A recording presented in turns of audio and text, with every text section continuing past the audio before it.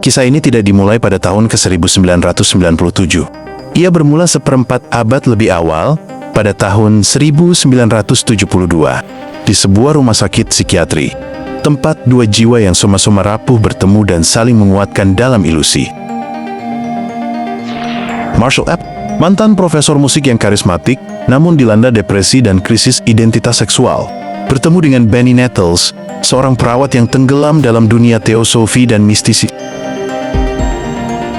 Pertemuan itu terasa ditakdirkan bagi keduanya. Ikatan mereka terbentuk cepat, intens, dan tanpa filter rasional. Mereka meyakini diri sebagai dua saksi yang disebutkan dalam kitab Wahyu. Dari keyakinan itulah lahir sebuah teologi baru. Aneh, tertutup, namun bagi para pengikutnya terasa logis dan memberi makna. Selama 20 tahun berikutnya, mereka merajut ajaran yang menggabungkan kekristenan apokaliptik dengan fiksi ilmiah tentang evolusi kosmik.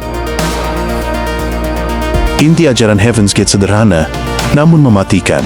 Tubuh manusia hanyalah wadah sementara. Kesadaran sejati, menurut mereka, berasal dari luar bumi. Dan untuk naik ke level evolusi yang lebih tinggi dari manusia, seseorang harus benar-benar meninggalkan wadah itu secara harfiah. Dedikasi para pengikut mencapai tingkat yang mengerikan. Demi mematikan hasrat duniawi, mereka menghapus identitas personal, berpakaian seragam unisex, mencukur rambut hingga cepak, dan menolak konsep gender.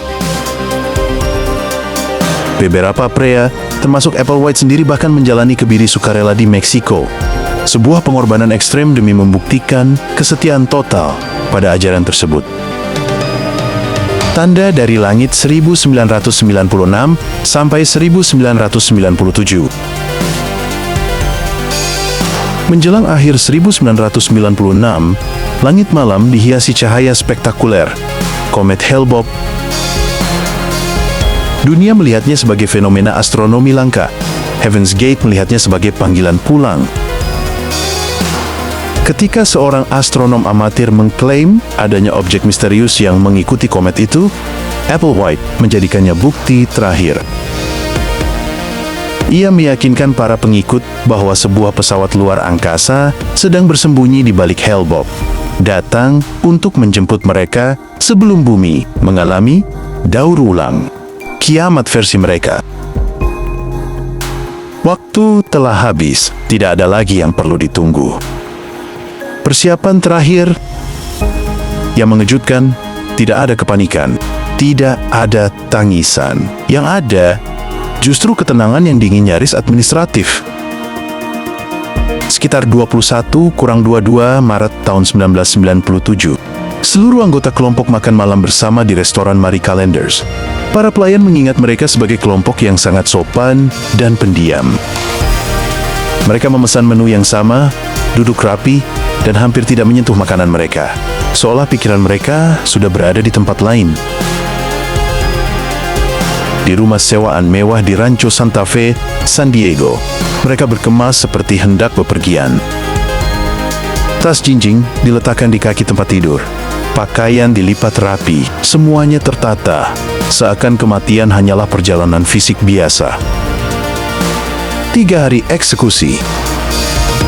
Antara 24 hingga 26 Maret tahun 1997, 39 nyawa diakhiri melalui proses yang terencana dengan presisi militer. Mereka menggunakan body system. Yang masih hidup membantu yang berangkat.